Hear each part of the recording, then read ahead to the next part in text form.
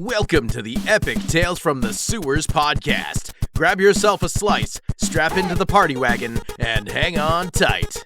Give it up for your host, the totally radical, if slightly mutated, Justin.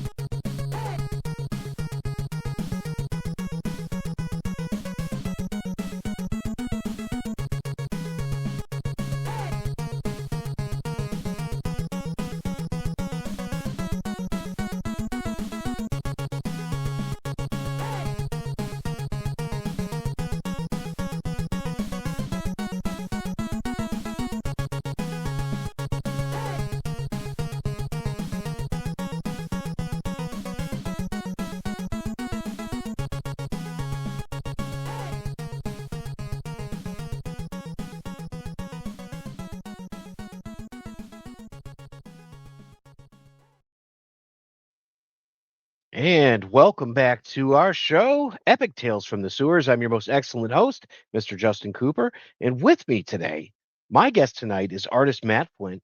He's worked on books like I Brought a Gorilla to a Gunfight and the cover of the Toxic Avenger, as well as TMNT 148 and number 2 from the new Jason Aaron run. So please welcome artist Matt Flint to the show. How's it going? It's going good, man. We're having a good meeting. I'm glad we finally got to get you on because I've seen you at enough cons, at this point. I know it's been a long time coming. Yeah, I was just thinking that. So, I'm big fan. And for the folks who are actually viewing this, you can see we've got some of Matt's artwork on for the backdrop. It's an homage to the Crisis on Infinite Earths cover with this one happens to have Raphael and April on it. And a slew of other characters if you get to see this thing in person. It's fantastic. So, it's very George Perez. And I have the covers. Well, there's a little glare there, but oh, heck yeah. Yeah, that's 148, right? Yep, there's the 148. And I also dug out the there we go, less glare. Oh, number man. 2. Awesome. It's so funny too because just kind of like jumping into all of this, like that cover of number 2 is so friggin' appropriate. It's like you knew the assignment and you nailed it so much because it was so about Michelangelo and it was just like, hey man, this is what's going on in its life. He's living this lonely life, playing video games in Japan, all that. Like you crushed it, dude. Yeah, and I'm really happy that out of the 6 images that I sent for approval, the thumbnails that I sent to IDW for approval, they approved that one because that was the one we pushed that were like, this is for a video game convention, Retro Game Con here in Syracuse. It was one of the partners on this cover, and we were like, this has gotta be him playing video games. It's gotta be that. And when they approved that, I think that was like one of 2 out of the 6 that I sent in that they approved. I'm not 100% sure on those details now, but it was this one and at least one other one. I was like, yes. I was so excited for it. Oh, that's so cool. And I know we're kind of jumping the shark there, but let's start at the beginning here. So Yeah. What's your origin with Ninja Turtles? Because you're a Ninja Turtles fan. Where do you come into the Turtles? Is it the toys? Is it the cartoon? Where does your entrance point here? It's definitely the cartoon. More so, I grew up in a really small town, so I had barely 3 channels to watch as a kid. Oh, so yeah. I'd get like ABC, CBS, and on a good weather day, maybe NBC. Okay. So I'd have to rely on going to the local video store and renting videos and stuff like that and VHSs. So I'd watch the same episodes of Teenage Mutant Ninja Turtles over and over again from renting them from the video store. But it was the cartoon. It was mostly the cartoon. I got into the comics, I would say probably around the Archie era. Whatever one had the big cow head. Oh yeah, Cuddly the Cowlick. Yeah. Yeah. So I'd go to the local pharmacy and get the comics from there, and I had no idea what was going on in the comics because I'd get an issue here, an issue there, and none of the stories really made sense. I just really enjoyed the pretty pictures. So Well, I'm just uh, saying, like your art, it seems somewhat inspired by like the Archie sort of designs and the proportions and all that. So, eh, as much as they probably weren't the most popular designs, they really stuck with me. Um, the one was all like black with the blue hue, and I can't remember which turtle had that, but that stuck Raphael. with me. I thought that was Raphael. Yeah. Yeah, Let's that see, I stuck with think me. But I have got his action figure right here because they finally yeah, made that one. that is awesome. Yeah, That he's is really great. cool. The NECA figure from Ken Mitroni. So, yeah, so So little town, very little exposure to a lot of that kind of stuff. So the cartoon and definitely the early Archie comics is where I came into the turtles and loving the turtles. It wasn't until later on in life that I actually started to understand more of the lore behind the turtles. So when you were kind of coming up in this and you're a Turtles fan and all that, you had to have been a big X-Men fan just based on what I've known about you. And kind of like Yes. so where did that come about? Because we got mutants and we got mutants. So take me through your X-Men fandom too, because we need to explore this as well. The X-Men one is probably a little bit more extensive because you could in the late 80s, early 90s, X-Men was everywhere. Oh yeah. Comics wise, it, it was some of the early reprints. If I had of a memory that really speaks out or stands out to me, it's when Pizza Hut partnered with Marvel and X-Men and had the promotion for the cartoon, and I think you could get like a special edition VHS Yeah. of the either the preview or the first like episode or two of X-Men, and I got that, and I was in love with it. I was in love with. I'm like, there's all these characters. I mean, I knew who these characters were, um, from like random issues of comics and stuff, but it was once that cartoon brought them to life, I was like, yes, this is the thing that I like.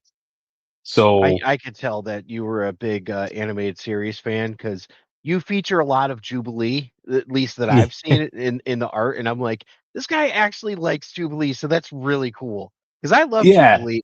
Never gets her flowers, so and and that cartoon is probably what solidified my love for Jubilee. Probably because she was younger, closer to my age, and she was a character I could relate to.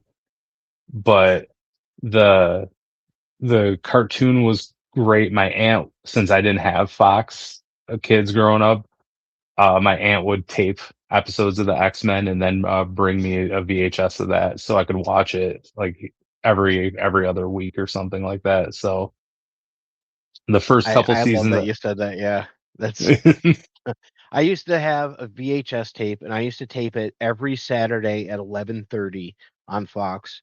But I do remember that Fox we could only get if we had like the UHF ring on the TV.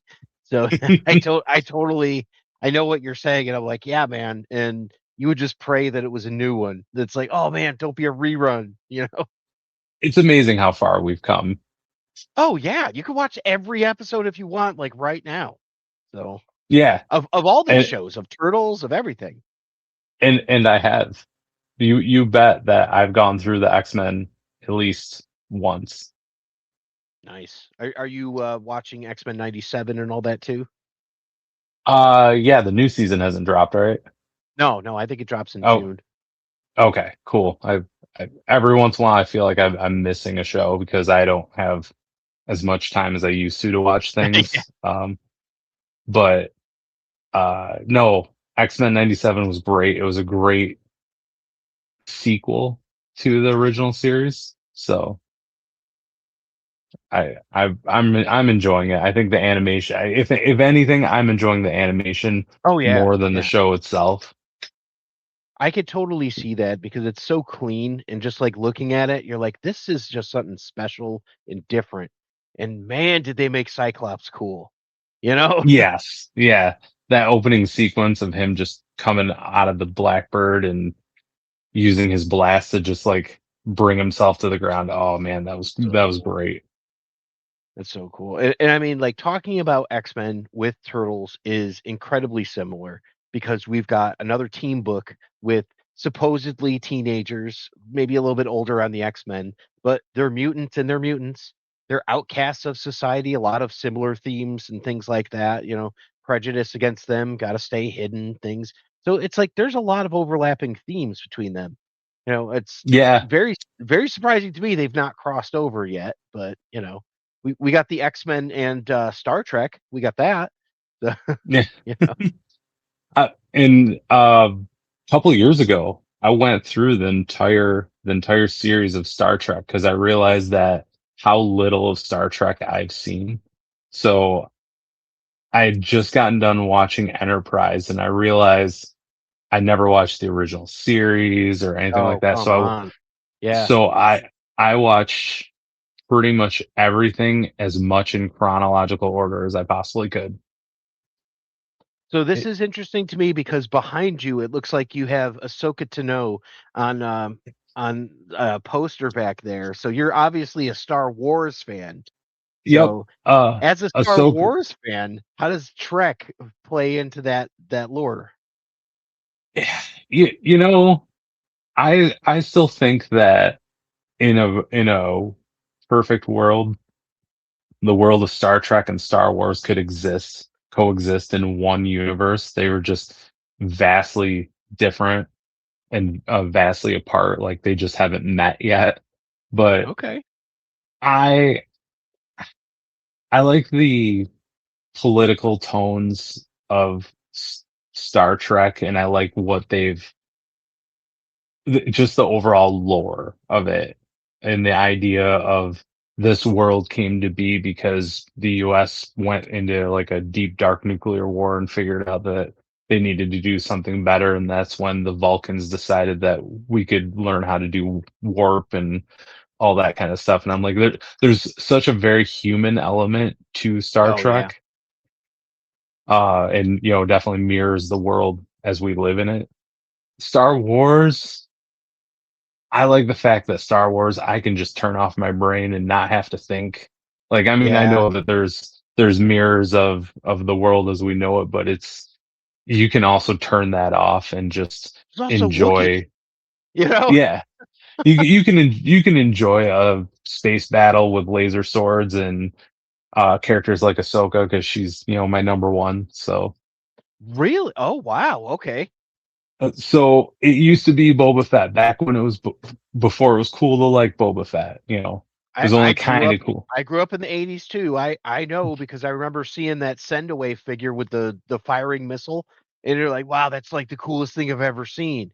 And then like Yeah, Kenner released those little 3.5-inch figures and the 12-inch figures, and I had a buddy who was like obsessed with Star Wars. So, dude, Boba Fett looks cool. He's got like Magneto's helmet almost, you know? yeah. And I grew up also reading like the Young Jedi Knights book series and stuff like Oh, that. yep. And Boba Fett comes back in that, and he kind of becomes like a quasi good guy. I heard later on, because I didn't read all the books, I heard that there was other things involved with that too, and I'm like, you know, the extended universe was so vast that I couldn't keep up with it. But Yeah. I um, remember something like the searching for the right hand glove of Darth Vader as a symbol of power or yeah, something. Like yeah, oh man, I lost it after that. I was like, this is cool, but there's a lot. And this guy is definitely Robert Downey Jr. on the cover. You but right. But watching the Clone Wars when because I didn't watch that when it first came out. It was like years later that I finally watched the Clone Wars animated show, and I'm like, who is Ahsoka Tano and why is she so annoying? know. By the time I got done watching that, I'm like, Ahsoka Tano might be one of the best introduced characters into the Star Wars universe. And on my second time watching it, I'm like, you know what? She may be my favorite character. That's awesome. So that's the perspective character, like Jubilee. So you kind of Yeah, connected with that entry character. So that's really cool, man. That's cool. yeah. So it's a little bit of crossover there. So, you know. I feel like out of all Star Wars, we get more of her lore than anyone because Dave Filoni just built her from scratch, and like you don't you basically get to watch her grow up and become an adult if you watch it all in the right way. And Oh, I'm like that. I've even read the Ahsoka Tano book. I forgot who wrote it, but it was it was part of the new Disney era, but I still think they retconned it a little bit. But it was kind of the story on how she got the white kyber crystals for her dual sabers there. is she the But only one that has two say? And I know this isn't a Star Wars show, but I just don't know as much about her. Is she the only one that has like two sabers and the only one who has white? Or is it like she has two and other people have two? as far as I know, she's the only one Yeah. that has white. As far as two, mm, only one that comes to mind as I'm looking at like my Ahsoka Tano action figures on the wall. Um, Nice. only one that comes to mind, but I don't. It gets a little muddied up with like Maul and having the dual bladed lightsabers and everything. So I mean, uh, technically his was cut in half, right? So yeah, yeah. so I guess if it So was still worked, that's fine, but so that was cut in half, and so was he. yeah, yeah, no, absolutely. So man, that's crazy. No. Yeah, Never know what we'll I talk about. It's interesting. Yeah. And I mean it's all like within that lore too, in that era, the late 70s, early 80s, which gave us the Turtles and Star Wars in the same. And I mean, yeah. Turtles took from Star Wars so much, you know. Oh, right, totally.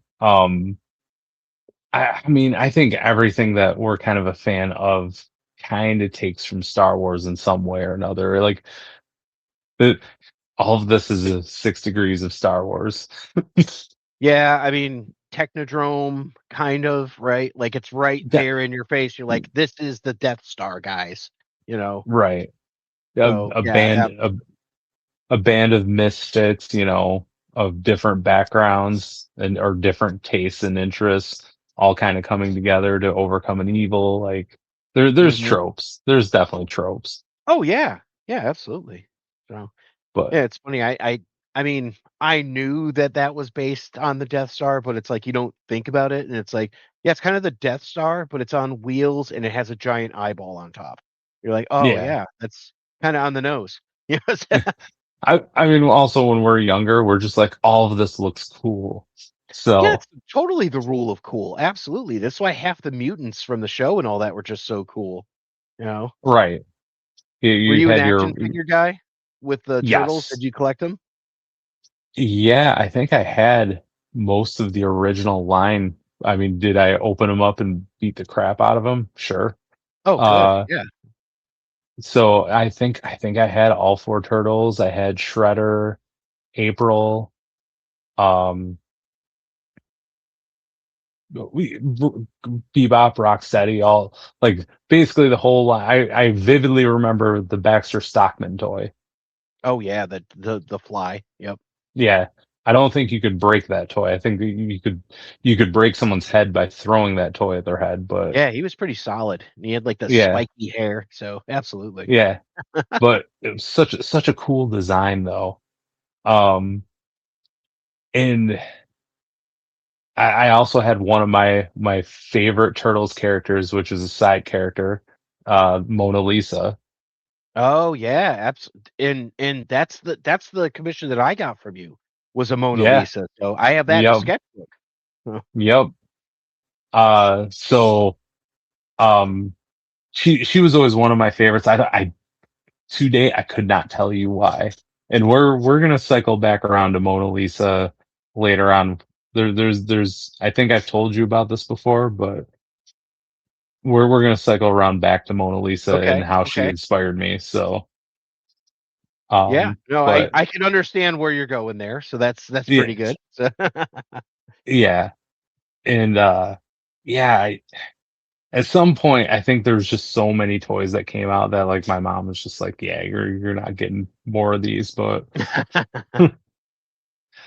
Yeah, but that's how it I was for me. It's like you would have to like get them for like a holiday or your birthday or something like that, and that would be the only way. yeah, and I I wish I had like been one of those kids where I could have been like, I'm gonna buy two of them, one to open up and one to keep in the package, because I could probably fund a small fortune off from them now. But Yeah, right. Yeah. I don't think I have any originals in package. I've got like some of the remakes that they did, but I have like some like I keep some of them. Like I got a Punker Don here. You know, oh, he's that's usually cool. he's usually close by, and just some of the others. But I've gotten into the NECA stuff, like the new stuff there, and Last The Ronin, NECA and yeah. the NECA stuff is pretty cool, especially when I see it when I like go into Target or something like that. I have behind me somewhere in my infinite mess that I call my studio. I have some loose figures. I think everything else is back at my mom's house, back where I grew up. You must have the And Mona Lisa though, right? I'm sure I still do. I don't know if she still has her tail, but I do have it, just not here. I know for a fact I still have that. Matter of fact, the paint on her hair, I think, started rubbing off. That's cool. It's cool to have like one of those rarer characters like it to begin with, but then to be like, Hmm. oh, that's one of my like favorites and stuff. I used to be all about like Usagi Yojimbo and Space Usagi, Pandacon, and Walkabout, the kangaroo guy. I love Mm. those. Like I could have like I got to a point where I'm like, I could take or leave the turtles. Walkabout's my guy. I just Yeah. love that dude. So Speaking I of totally yeah. Speaking of PandaCon, didn't someone just recently get back the rights to use PandaCon? Yes. Yeah. They did. So So there's gonna be a series coming out, and I believe it's like a cartoon series or something. so when I did the background image here, Mhm. um, we originally this because the background image was originally going to be the cover for issue 148, Oh, yeah. and that was before we had gotten the rule book of what we could and couldn't do. And I was pretty sure that there was going to be a rule book, but they never sent one, so I didn't get it. And so I went ahead and I drew this because the idea was we were going to do a Death of Supergirl homage. One of the seven characters they picked from this background image was Panda Khan, and they're like, we can't use Panda Khan because they did not have the rights to Panda Khan at the time. Um, Wow. so I was just But like, oh, but Monty Moose was okay. yeah, yeah. He was actually in that issue, I think. He was in 148, he may have been. He he may have been they say I always say this when people talk about comic books. I'm like, do you have time to read your comic books? Yeah, But that's fair. to anyone that may have image or access to this image, though, they had a problem with Jenica being in there because I was mixing whatever characters I could. The Some of the 2003 characters were back there. Um, but they didn't catch I made an Easter egg of Alfred from Batman. They didn't catch that. Oh, okay. Um, he is he's somewhere right beneath April, but um, We probably can't see him there, but so he's no, down here. yeah, but you can see Jenica in above his shoulder. You see Yep. the moose. Yeah, he Alfred's down in the bottom, and I also put Usagi Yojimbo's legs down there too. Uh, Ah. but above like the very top layer, I also put in my cat girl character Chloe, and they never caught that either. Oh, okay. So And it just looks like there was a certain Mortal Kombat ninja in there as well. So uh there's something in there. I yeah. I threw a few Easter eggs in there. So anyone that may have this image, if you go back and look through it, you'll find it. We released it as a limited print, um, of which I think I have the last few remaining. But the image was too good to not use it for something. Oh, So absolutely. Yeah. That's why I was looking at it and I'm like, oh, this is so cool.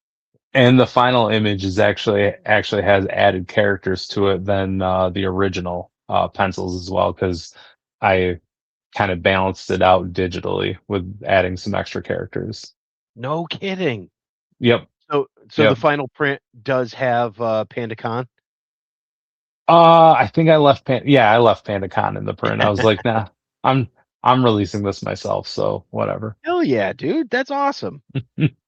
That's so But cool. That's a good story about this too. So it's because it's a yeah, fun little image. So yeah, it I like it it is.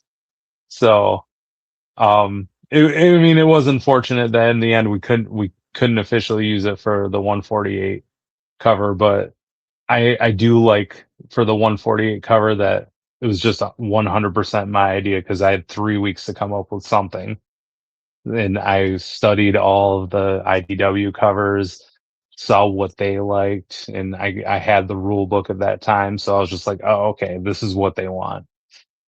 Now, where did you pull your designs from? Because you've got kind of pieces of a lot, and like it's not like all of this or all of that, but it's like I can see a little bit of Dan Duncan. I can see a little bit of maybe Mateus Santaluco, but like looking at your art style in general, not turtles related, and we've talked about this before. Joe Madureira, Humberto Ramos. I'd say the guy that did, Creed, Trent Canagara, a little bit of Yeah, that, yeah, I and do like Trent. Chris Bachalo. Like, that's kind of where I see, like, the anime inspiration. Am I off base? Am I like, I know the majority area, No, but, like okay. no. If anything, I would add in there a little bit of Michael Turner, Oh, um, wow, yeah. a little bit of you got me thinking a little bit of J. Scott Campbell in there, Okay, and yeah. then the one that really offsets it, Adam Warren. Uh, Oh, uh, I would have thought Greg Capullo a little bit, but, Actually, I didn't look at Greg Capullo's stuff much until way later in life, okay. but the vision of turtles I kind of had in my head mixed with my art style kind of the designs kind of come a little bit more from the 2003 cartoon, Yep, yep, okay. um just mixed with, like, again, all of my style points that I've pulled from all of all of those names you've mentioned above, because I've studied all of those guys. So And you're definitely rounder, right? Using like round lines instead of like the sort of harsher boxy versions of like the 2003 turtles. So it's like your yeah, stuff it has movement to it, I'll say. Is what it looks like to me. yeah, I like the it's like a I don't even know how to describe the shape of how I draw a turtle head, but like, so I've it's kind of it's kind of like a get that up close there. It's Oh kind of like yeah. a round oval, um It's like kind of Superman's thing. shield a little bit, in that. Yeah, almost, yeah. It's kind of like a weird, yeah, like a weird pentagon, or like a oddly shaped hexagon. But um, I don't know. I forget I forget the exact thing that inspired that shape, but it had to have been me just looking at a lot of turtles art, and I'm like, I didn't like certain heads. I mean, I liked the way that they tackled it in the newer IDW runs. I thought the artwork looked great, but I'm just like, there's got to be a better way to make that shape and still have it like as soon as you see it, you know it's turtles. So Hmm. um so I kind of pulled my own unique kind of shape to it.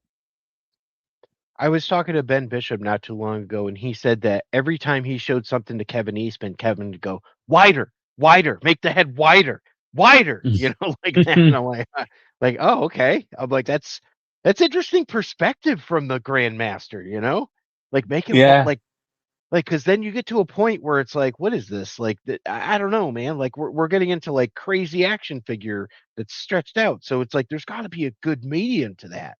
And I E- like the turtles when they look, like, sleek and athletic. I like that Me, look. t- me too. And honestly, going back, because I didn't know a whole lot about Jenica's backstory, and I wanted to educate myself on her a little bit before I drew her and had a cover with her. And boy, have ever had to answer questions when people do take a look at this cover. There's just like there's a fifth turtle. Um, Like 7 of them, it- guy. yeah, and I give them the backstory, but I think about her design though, and she does have like a sleeker, smaller look to her, and I'm like, is that? I'm not sure if it's because she's supposed to be female or if it's just because of the way she mutated, but she's got like a smaller, rounder head, more like a Ben Bishop type of way of drawing the head. It's not. It's probably about the same width, but it's rounder. It's very strange. I don't know if you've Yeah. ever picked up on that before, but Well, she definitely doesn't look completely one-to-one scale identical. Like, absolutely, I agree with you, and there's things that are often different about her, but like you said, she was a person before this. She was kind of a gaunt, skinny, head-shaved blonde girl who was a punk, and yeah, she's kinda cool, you know, uh, yeah, but, like, her design is just like, as a human, she would look different, like, if she mutated than the other turtles. Maybe not like the really skinny Donatello in the new one, like, because she's really skinny, so maybe she looked closer to that, who knows? But, right. yeah, And she was, like, athletic and acrobatic and all that, so she would look different, I think. it, if I had to compare to any of the other four, it would be Donatello. Just that slightly skinnier, sleeker look. Um, I mean, it also doesn't look like she has as big of a shell and or like a more of like a deformed shell too. So there may be lore on that, and I don't know it because again, you guys have time to read comics? Question mark. Yeah. I don't know that they cover that in the source book, to be honest with you. So that might be a question one day that I'll ask Tom Waltz and just be like, "Is there anything different about Jenica's shell?" And I'll keep that in mind. It's a great Yeah. question because Yeah. Donatello has a replacement shell from when he got it crushed by Rocksteady. So Mhm. he's got a completely different shell. So that's a whole different thing, and all the trauma that comes along with that. You know. And they introduced in that series Venus de Milo too, right? As like They a did, yeah. Frankenstein. Yeah, so Uh so she was built with portions of, Donatello's shell, so she had, like, some turtle DNA, but she was a mutated, girl that was a frog, and then she was mutated with, like, those parts like Frankenstein added on and stuff, but the she's really an interesting character too, and and plays a prominent part in, issue 148, I might add. So then that's what I thought. Again, it's pretty bad that like again I have not been able to read comics, but you're an artist, uh, dude. I talk to artists all the time, and you're like, yeah, I draw, man." And I'm like, "I get it. Yes." but I still probably wouldn't have even gotten the backstory, the full backstory. I probably would have gone down a Wikipedia rabbit hole trying to like be like, give me all the information I need. But visually though, she looks different than all the rest of them. I mean, that makes sense that she used to be a Oh, yeah. frog mixed Mhm. in with parts and all that stuff in Frankenstein. But she like when she's when they show her fully together or whatever, she's got a much different silhouette than Jenica, who has a much different silhouette than the other turtles. So It's But cool. It's I like that you are like into some of these characters too, because it's like a lot of the fandom is just like, oh, I either like them or I don't or something like that. But it's like you're embracing this and you even put them on as like bonus features in your artwork and all that. So that's really cool. You know, and I just think like from a design standpoint, you're like, Jenica's cool. I'm like, yeah, she is, dude. Yeah.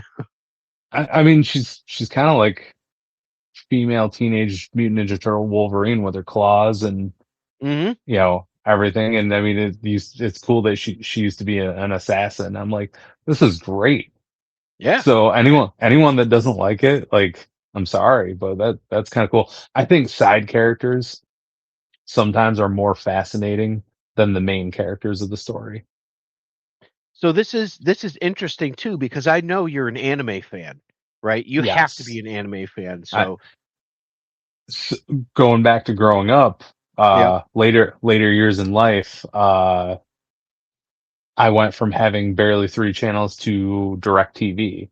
Mhm. So, and we didn't have comics. Like, we had comics during the Age of Apocalypse era. So there's the Joe Madureira, there's the, that era of artists, the Chris Bacalo and all that stuff. But what we did have a lot of was video games and anime on Mhm. DirecTV. So, Sci-Fi Channel having Saturday morning anime blew I my remember mind. it well. Yeah. Wow, Vampire Hunter D, what else do you got? You know? Vampire Hunter D, Akira, Iria, which is probably like the most unsung anime of that was ever shown on that. She It has was like like a bow and arrow, right? Something like no, a she had like a white and black suit, red hair, and like with like a couple like beads coming off from it, and she had like a huge like shotgun. She was a bounty hunter. Oh, that's And way different than what I was thinking. Okay. and the and this monster, she was chasing around this monster that killed her brother. And then what he does was, instead of like fully killing people, he absorbed them, and he had like the big like old school like villain Japanese hat looking head with a little tiny face in the middle of it that could like kind of come out and bite you. It wild anime, but it was one of the most imaginative things that I've ever seen, because they just drop you right into the middle of this story, and they have like this whole like intergalactic world and everything. It's very fascinating, but it's also like 4 hours long. Oh, wow. Yeah. No, I don't know that. I Uh, mean, I'm a big fan of vintage stuff. I don't remember watching that one, but I've seen some wild stuff too. So, and I mean, starting with that Saturday morning anime, we had a buddy that used to make us like mixtapes with like VHS. So it'd be like, hey, this is the professional, Go 13 with Akira, Ghost in the Shell, and I don't know, Fist of the North Star. Go at it. So I'm like, all right, let's digest this. And it's like, what? I shouldn't be watching this, but I Go, did. Ghost in the Shell definitely changed everything. Oh yeah. Oh, absolutely. Once I saw that, because on DirecTV you could buy it on pay-per-view. And then I was like, well, what else do they have on pay-per-view? And I watched a few of them, and then I was allowed to buy one called Ninja Scroll. Oh yeah. Yeah. The first time I watched Ninja Scroll, after the first 5 minutes, I realized I'm not ready for this yet. I mean, uh, you could say that on so many levels though, because if it's not like the hardcore nudity, the hardcore violence, there's also someone that shoots spiders out of holes in their back. I'm not ready for that. so I came back to Ninja Scroll probably like a year later, and I'm like, okay, this is pretty awesome. Yeah, it's a lot to take in. Yeah. Going back to the Joe Madureira influence, I actually read an interview where he's like, Ninja Scroll is the best thing ever, and I'm like, well, if he's saying it, I gotta give this a try. Like, Mhm. because I'm like, I don't know if I can handle like people getting their heads cut in half, but so I went back to it, and I'm like, oh yeah, I can handle this. This is fine. I've grown up enough that I can handle straight up murder, but So, Well, I mean, it's uh, it's different too because even comics at the time, right? Like we have, Turtles in the 80s is like darker and grittier, but it wasn't as graphic as like Spawn from like 1991, where it's like you've got a guy hanging up getting killed with popsicle sticks and stuff. So it's like that was jarring, at the time. So that was kind of something that was like, oh, even comics are not what anime is. So I could understand that completely. right. And I mean, if anything, if we really had to compare some stuff, like Ninja Scroll to today, I don't know how, like, if you're caught up on it, but Invincible, Oh, yeah. like, Yeah, I'm caught up. what? Yeah. Oh, wow, wow. That one episode, few episodes back there, won't spoil it for anyone Holy watching it. crap. That that made me uncomfortable. Like, and I'm like, nothing makes me uncomfortable. And the sounds and the visuals from that, I'm like, that is uncomfortable. That was almost as uncomfortable as the introduction to Negan, Oh, yeah, to The yeah. Walking Dead. And I'm A lot like, of people talk about that as that's their jump off point for the series, where they're like, "I'm just good," you know? it, I stuck through The Walking Dead. I did give it like a couple year break, and then me and my wife, we caught up on it because we watched it together, and I g- I get why people kind of jumped off from it afterwards, only for the sheer fact that the story kind of just really dragged itself out. But Yeah.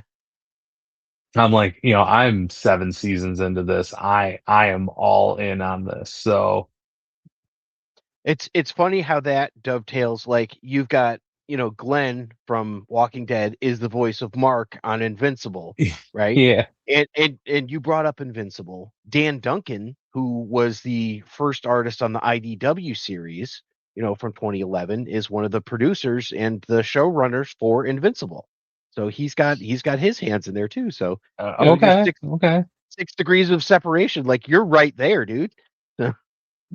And I mean, the animation, where we've taken animation today is just it's so wild.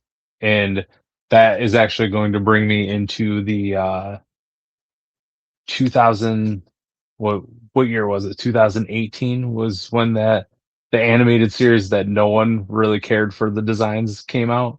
Oh, you're talking about Rise? Yes, Rise. Yeah, Was that Rise of the 2000? TMNT. That was 2018. Yep. I resisted watching it as well because like most people, didn't like the initial designs that came out until someone convinced me to watch it. And I'm like, you know, that might be the second best Teenage Mutant Ninja Turtles animated series out there. Wow, that's high praise. That's really high praise. I So, will say this, I, it is gorgeously animated. Like you y- can't deny that looking at it. You're like, this looks like freaking amazing animation. and that is the number one reason I will put it way up there. I'm not an animator myself, but I know what it takes to animate things. I went I went to college for 3D animation. I kind of like watched the how to animate, movies and stuff like that. So I understand it. And Mhm. the fact that they were able to animate all of the action in that so beautifully and so expressively, I've still never seen that done in another animated show yet. Yeah, I would have to agree with you on that. I was a big fan of when Wolverine and the X-Men came out because I thought it's like, wow, the action looks great on this. If you Mhm. compare that to Rise, Rise is like so much farther ahead of you're like, wow, this just looks really good.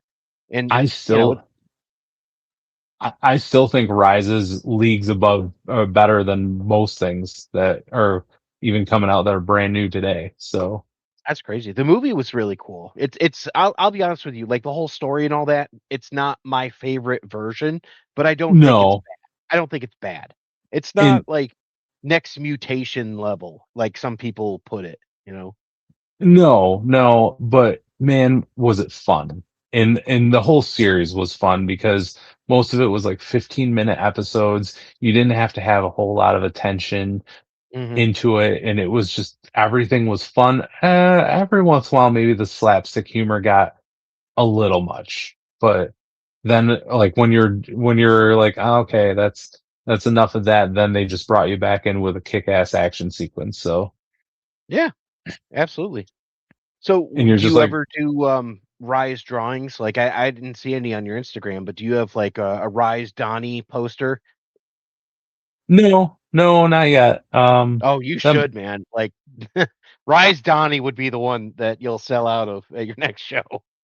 when I got this gig, I kind of just got into my way of doing turtles, and that's kind of where I sat. I was like, I have my signature way of doing turtles. I don't want to mess around with it by trying to draw like the rise characters, because I feel like I'll try to just pull too much from their style. But maybe I'll give that a shot. Maybe I'll give that a shot before I get to Terrificon this year, and we'll see where that goes.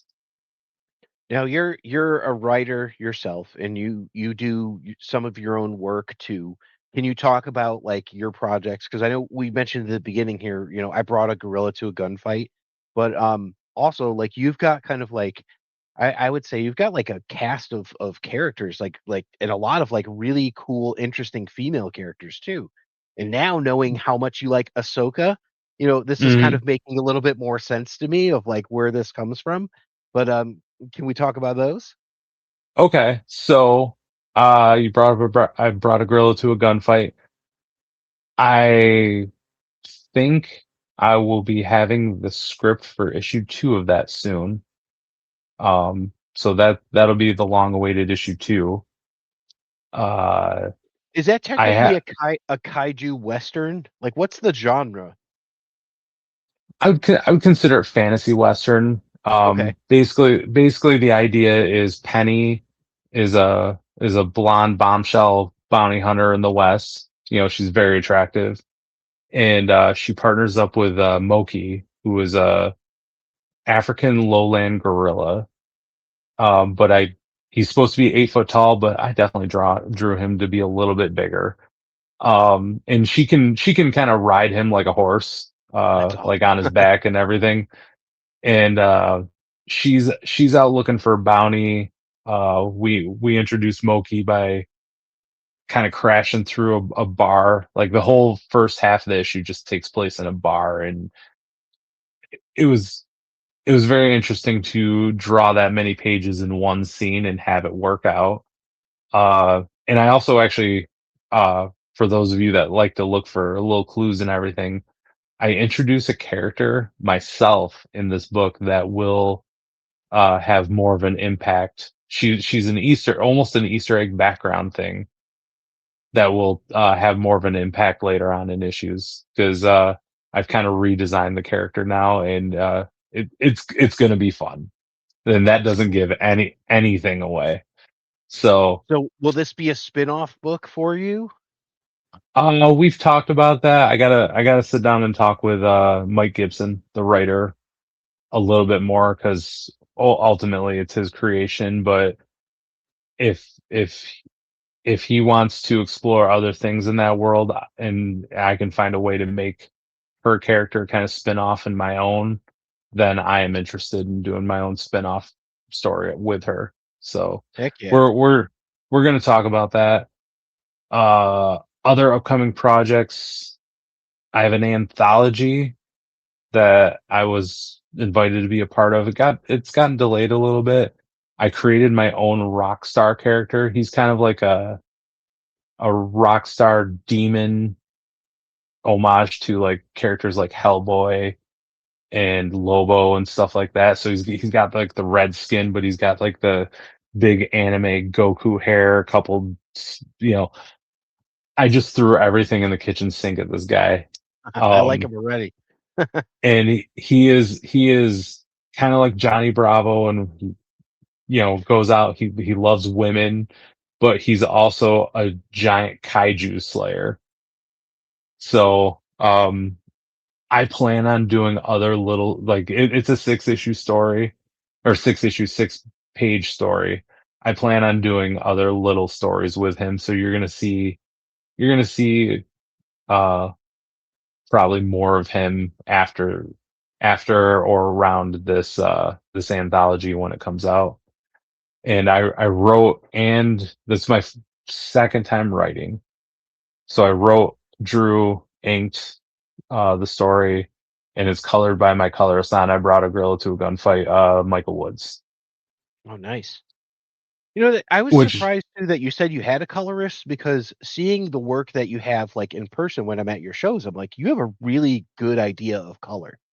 You know, like it, you're really good at that. you know, I've been told that before, and everything that I do with color has just been completely self-taught.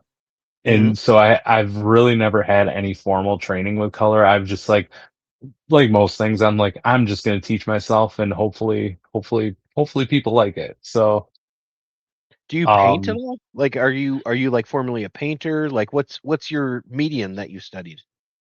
so I started off with colored pencil. I was never really good with paint. I do have a little sitting in front of my desk here. I have like a little watercolor set. Can't get it open Oh right now, yeah, but cool. um So just for when you I, get like that inspiration at work.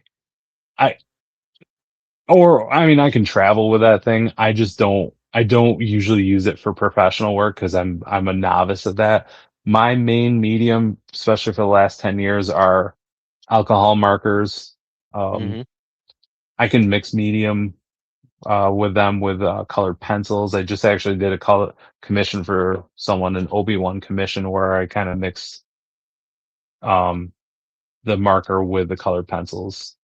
So I the color me having a colorist and access to a colorist is mostly due to time constraints, Oh, honestly. yeah, I can absolutely understand that. So, Um, when I got hired on for I Brought a Gorilla to a Gunfight, the original talk was like, well, can you color the pages? And the answer was, I will definitely not have enough time to do that because it will take like 3 years for this book to come out if I'm coloring it. But but you um, could if you had to. You could. I I could, in for those of you that follow me on Instagram or haven't followed me on Instagram, I do have a 1-page story featuring my wrestling character, Mindy Starr. Um, I created her as like a generic, like almost New Japan type indie wrestler, and I have a page of her. The idea is that she's getting her opponent, and there's a big punchline for the night, and the the last panel is the punchline. So you guys can go back and find it and get a good laugh out of it. That sounds Um, awesome.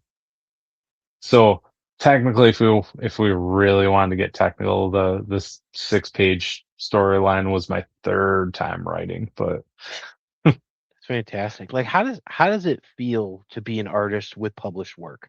You know, like, and you're part of the pantheon of Turtles artists now. Like, you're immortalized in print forever. right. It, it's it's cool. It definitely has a certain uh gratification to it. I try to manage, like, I try to manage the feeling, I guess. If you want, like, all right, cool, I got here. This was the goal, Hmm. but can I do this again? Um, and and I'll swing back around to that feeling. Uh, well, with the turtles, well, we'll swing back around to that when Quintara Stone came out, which was my first nationally published work. I did cover B to issue 1, and, I had to, or Keen Spot told the creator that I had to take a back seat and be cover B because originally I was cover A. And that got released nationally, and my cover sold out. Midtown Comics and a few others, and I was just like, really? Why? Ken Lashley as cover A. Oh, come on. I, That is a in powerhouse. in my covers selling out at Midtown Comics, that is crazy. That just didn't even seem real at all. So, we fast forward to then I did issue 3 for Quintara Stone, which I got invited to do a backstory in the issue. And when they gave me the script, it ended up being 20 pages out of 23 pages. And I'm like, That's a this is the backstory? this is the whole issue. And they're like, oh, oops. So I got to draw the whole backstory. And then I was like, well, if I'm going to do the whole backstory, can I be cover A? And someone somewhere saw it my way. But so that got nationally published as well. And that hit comic shops across the nation. And I was just like, my interiors and my cover are out there. That is something I didn't think was going to happen ever. Like, not that quick, I should say. That was what, 2022, somewhere So around this is there. a relatively new journey for you then, huh? Yeah, it was definitely like coming out of the pandemic. But I did have my first writing and interior credits before that, called Robot Dreams. That that came out during the pandemic, but it was made right before. It was a part of a anthology. You can actually find that one on Amazon, because they used Amazon Publishing to put it out. But Oh, okay. it was called Robot Dreams. Forgot what the bottom tag of it was, but it's a local upstate New York creators all did like little tiny stories and got those together, and they made it into one book. And I did, again, original character. She's an android, kind of caught in a time loop, and it was interesting. It was interesting, and I realized I didn't know anything about making comics, and now I'm definitely a lot more versed. I think I don't know what I learned and how I learned it, but I definitely did. So Trial by fire. Yeah. yeah. So and that's pretty much my whole art career, is trial by fire. Like, we're gonna get right in the middle of it and figure it out. So um, but yeah, that all of that led me to getting up to the Turtles, getting the Turtles exclusive cover. And when that hit, and the reception, because this 148 was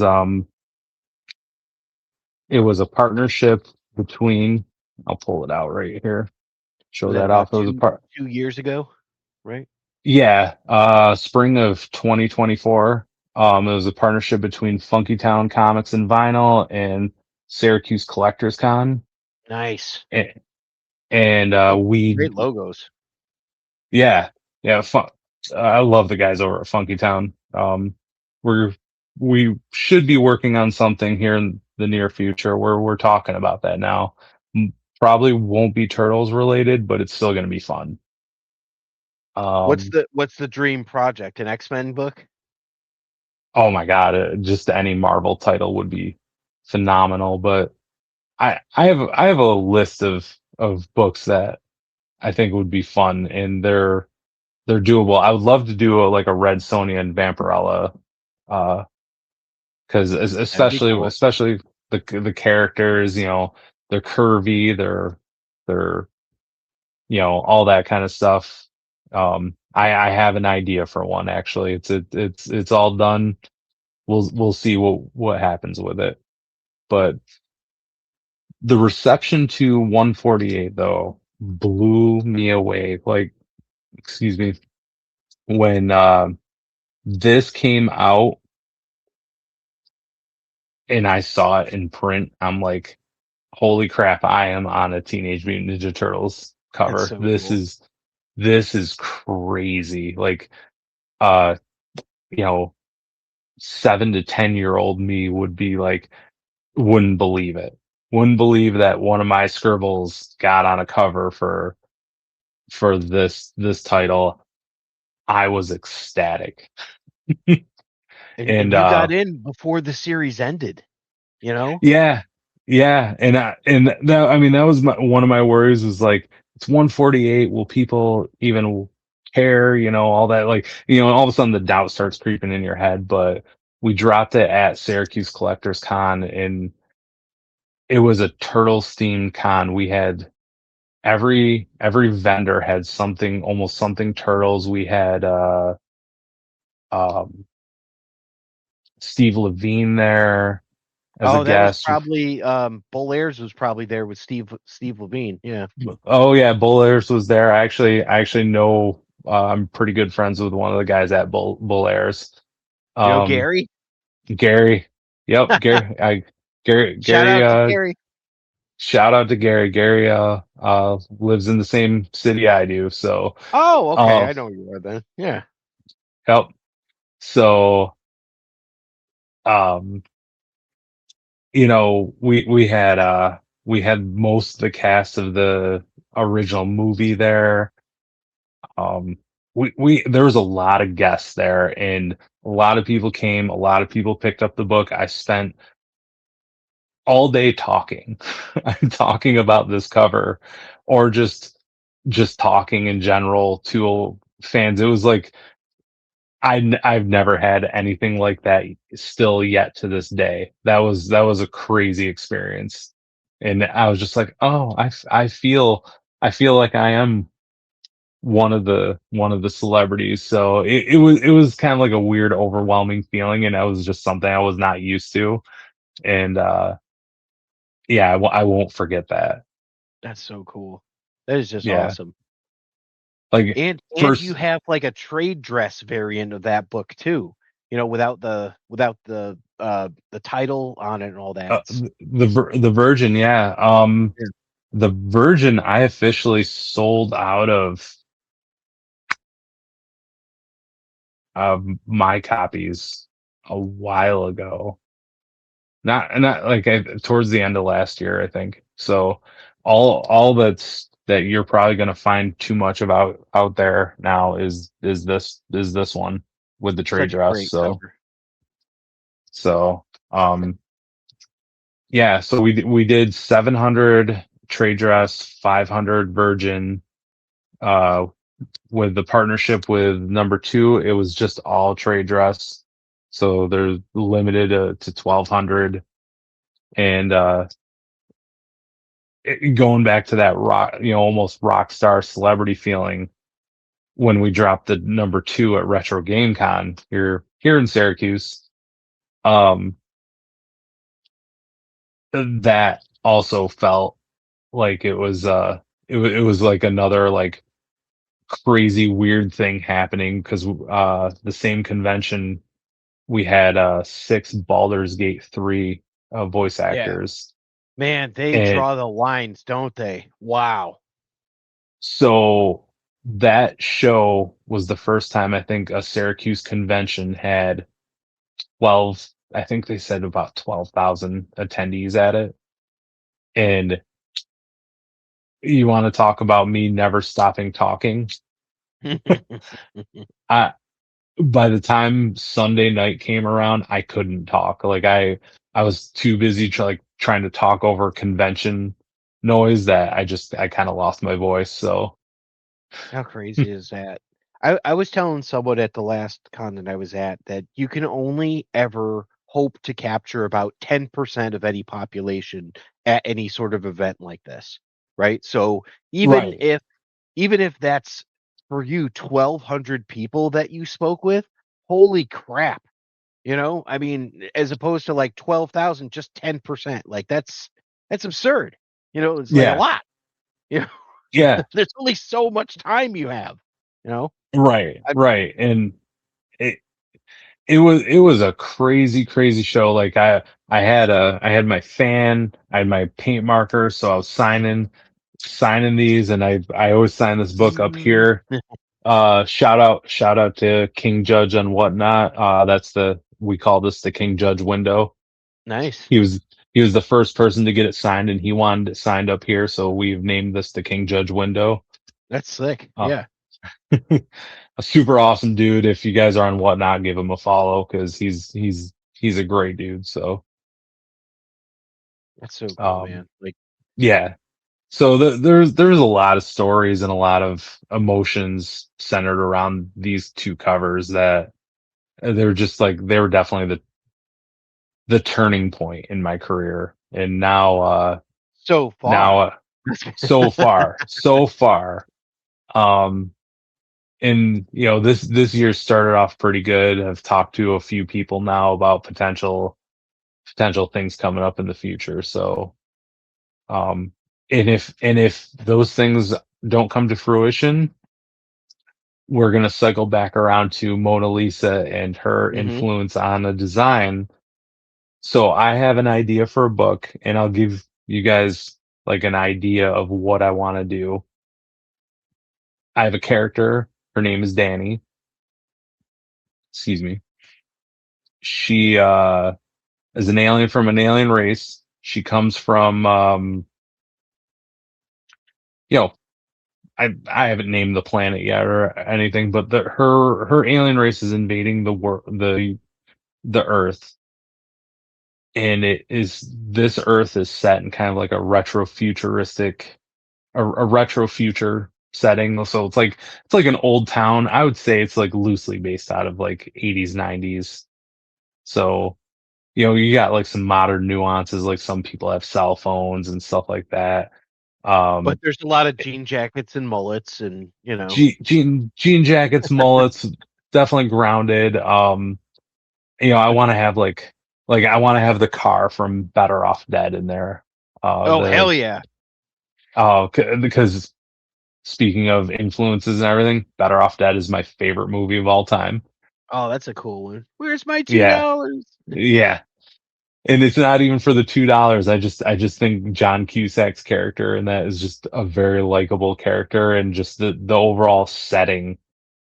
Everything that happens in that movie is just phenomenal and entertaining.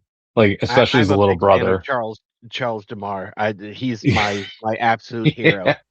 Yeah, yeah. Your But power. his little brother assembling a laser kit that actually works is the most ridiculous thing ever. Oh yeah. Um, and just the overall humor is just. But so It's a I great want it's a to movie.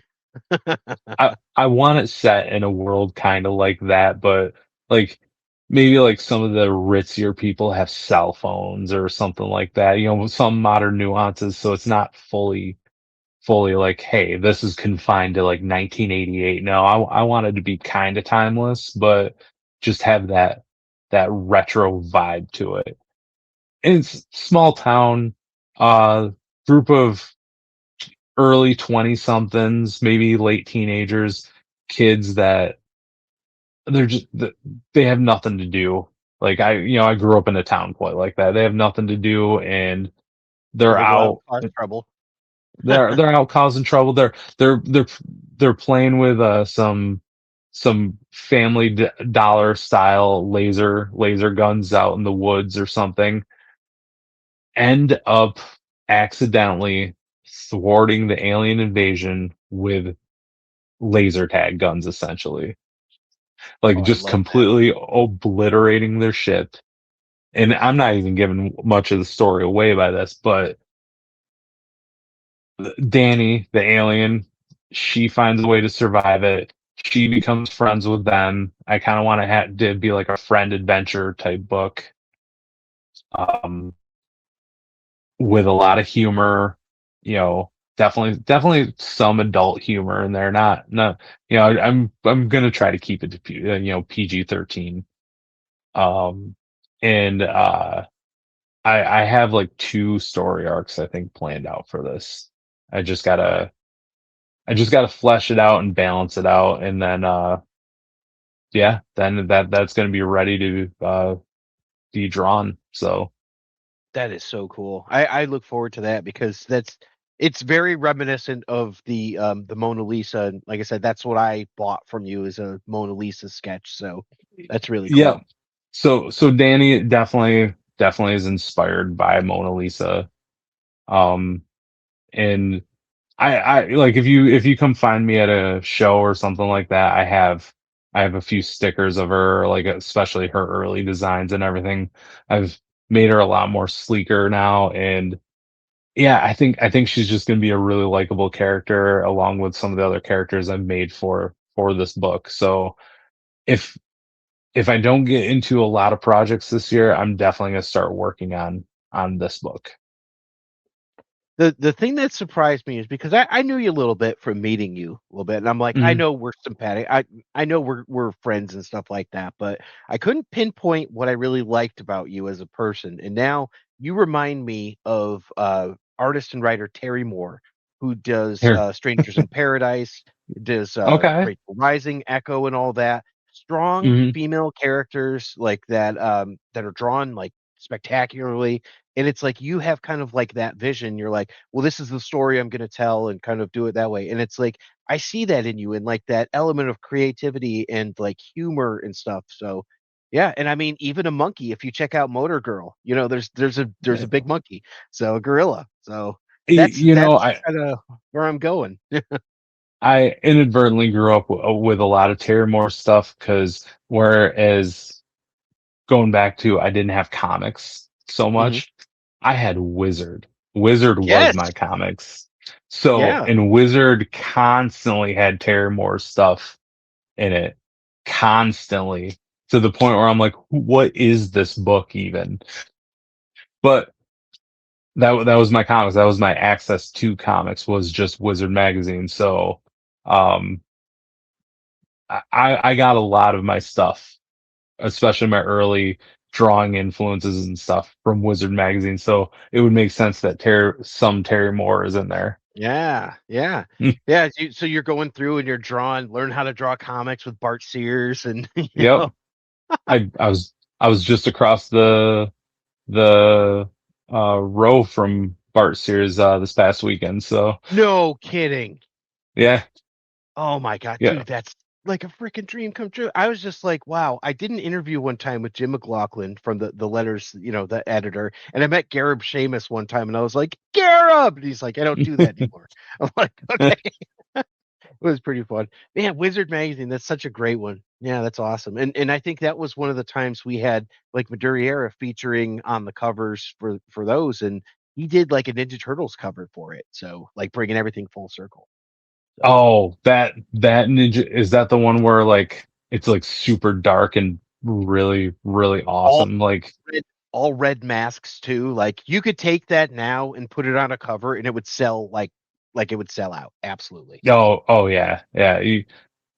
Man, now I want them to hire Joe to I mean he did a few covers more recently. He did for his buddy Ludo, he did a cover for Ghost Pepper, and that was oh, and he did the some of the new X-Men of Apocalypse covers too. And I'm like, this Oh, guy, this guy is gonna I break my wallet. I just talked to Jeff Loeb maybe about like 2 months ago and stuff like that about this, and I'm like, man, you don't even know. And he goes, oh, I know, because people don't stop talking to me about X-Men of Apocalypse and all that. So he's like, I was well aware. I'm like, oh, okay, all right. It's like we're S- just like I have the whole action figure set behind me. I'm like Jeff. I don't know if you can see it. It's so it was exciting. So So I had like in my comic collection, I have pretty much everything Joe Mad has ever done that's been published. And then when they announced that he was going to come and do variant covers for X-Men Apocalypse, I'm like, all right, well, I'll get those. And then they're like, but he's also doing a 1 in 50 Virgin, and then they're doing a 1 in 200 wow. ratio black. I'm like, oh, one. Oh, okay. All right. I guess we're gonna have to get those. So far, I've gotten all of them. That's great. And if you get them early, you know, it's funny too because I wonder if now, like with the influences and all that, you see these covers by guys like David Nakayama. It's like another person that kind of has that flair to it. I wonder if things would have been different if you had seen, some of these other guys back then, or would it just have been Madureira? I don't know. I mean, David Nakayama is current. Like if I had to pick 5 current influences for current comic book artists, he would be in there. Also, for anyone here, if you ever get a chance to talk to him, super nice dude, very super I've awesome not met guy. him. Yeah. Yeah, you should have went to go meet him at C2E2. He was there. I wanted to Oh, go get okay. a chance to say hi to him. Him and I used to talk on Threads a lot. And when we finally got a chance to meet, we were talking artist shop for probably a good like 20 minutes before the show opened. But um, yeah, he there's a few of them out there that would definitely influence my style. Mirka Andolfo, she's another one. She's an Italian artist. The first work I got exposed to her was Unnatural. Hmm. It's like kind of like a action thriller horror romance story about like she has like her own anthro world of characters, and that's not usually a genre that I go down, but I was like, oh, this is the art style is interesting. It's kind of manga, it's kind of American comics. So I started reading it and I'm like, the art in this is phenomenal. That's so cool. It's called It Unnatural. I've not heard of un, it. So Unnatural. She also did a book, a miniseries through Image called Mercy. okay, She also has her own self-owned thing through Image called Sweet Paprika, which is I know her super. then. Yeah, I Yeah, follow her on Instagram. Awesome that artwork. that's super sexy. But for anyone that really wants to check out like what I think is some of her best work, Unnatural. Oh, I'll definitely be checking that out. That's cool. Yeah. All right, so you mentioned 2 of the 5 influences. Who else you got? Oh, Mateo Scalera. Um, Okay, that's a good one. yeah. He is probably a god among modern artists.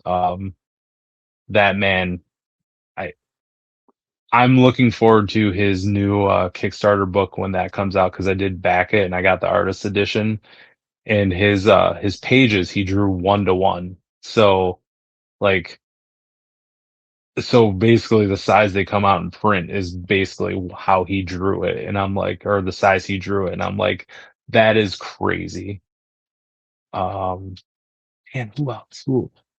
There's so many good artists out here right now that are in the game that is just uh crazy. So there's 3. Um,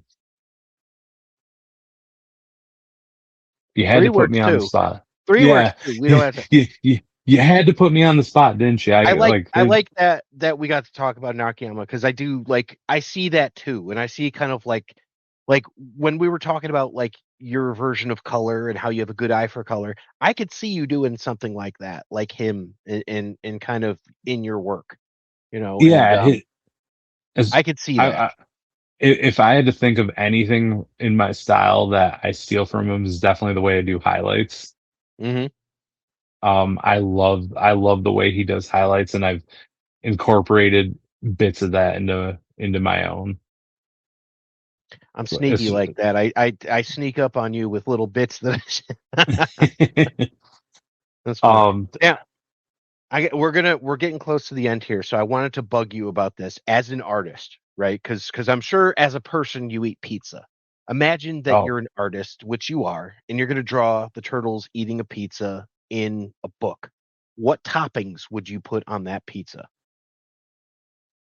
sausage, pepperoni, bacon, and basically meat lovers. You pick the meat lovers, the Raphael special pizza, right? So Oh, Raphael's my guy. he's your So guy. Yeah. Okay. he's my guy. So the definitely, I mean, that's my favorite pizza topping is meat lovers.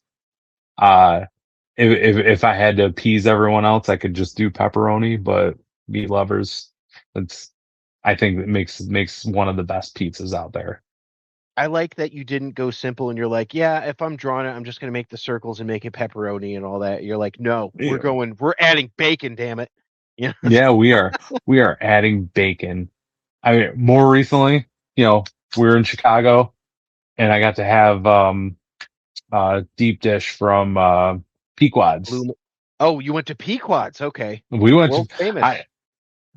no. If I'm getting pizza in Chicago, I'm going to Pequod's. You didn't get the deep dish pizza that they say is deep dish pizza at the show? No. I will go across town and I will get Pequod's. If I could have meat lovers on that, I mean, one piece would probably feed an entire country, but but man, that's top five. Just throwing this out there, top 5 pizzas I've ever had in my life. And you're a Hands New down. York guy, so that's high praise. So also in that top 5 is a New York pizza, and if you head down to New York City, right on the backside of Port Authority, there's a place on the street side called Two Bros Pizza. Also top 5 New York style pizza. It's so good. It's like $1.50 a slice for a cheese slice. I don't know if it's the pollution in New York City that makes it, but it's so good. It is. It's the water. It's the quality of water that they have there that makes it special in comparison to everywhere else in the world. It's got to be. It tastes so good. It has no right being that good. I'm with you. That's awesome. But so in terms of where you want people to follow you, I've got you on Instagram at The Art of Matt Flint. We've got your website, which is theartofmattflint.com. Where else do you want people to find you? You go to Facebook. You can go to Facebook and go to The Art of Matt Flint. You can find my logo. I'm pretty active, mostly on Instagram, Facebook, Threads. Those are going to be where you're going to find me the most. If any commission requests or whatever, you can go to theartofmattflint@gmail.com. I'm pretty responsive through email as well. Other than that, yeah, just follow my socials. I'm hoping sometime before the end of the year, maybe some kind of small online shop. So that way my website just isn't a mirror to get you to my socials. Like a big cartel or something? Yeah, something. I really gotta look through my options. Also, if you want to follow me on Whatnot and look up The Art of Matt Flint on Whatnot, there's a chance before the end of the year I may start streaming on there. Nice. Yeah, keep us posted on that. We'll share some links and all that. Oh yeah, awesome. Definitely. That's fantastic. Well, thanks for spending some time for talking Turtles, talking Star Wars, Star Trek, which I didn't even expect to talk. But this has been a lot of fun, and we'll have to get you back on sometime soon. And yeah, for sure. With that, folks, I'm gonna cut it here. Stay tuned for our pizza recipe for all the audio listeners. We'll catch you next time. Thank you for having me.